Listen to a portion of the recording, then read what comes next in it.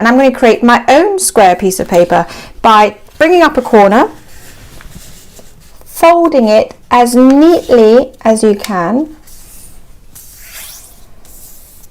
and cutting a straight line down. Now keep these because they're great for little baby fish. You've actually now created your first fold. So make sure this is a nice neat crease. Open it up. Create another crease in the opposite direction. Try and get your corners as pointy as you can. Again, nice neat crease. Open it up. If you want, you can flip it now. It doesn't matter too much, but it kind of helps with the next step. Bring it up. This time you want the crease to run right through the center.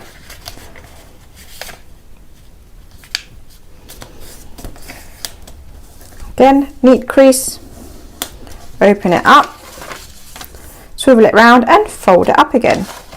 A lot of origami is about preparing, I can't say it, the creases that you're going to use later. So now you've got these lovely star-shaped creases, and because I've done my creases in opposite directions, look how easy it is to fold this into our next fold.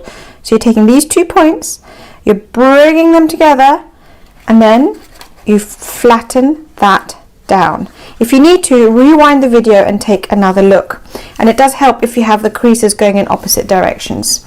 So now you've got these look like this, yeah? So you've got your fish face on that side.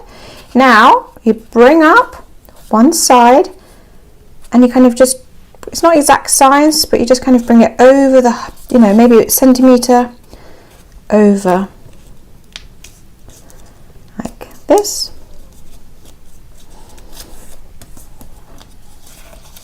And then repeat on this side. Bring it aligned.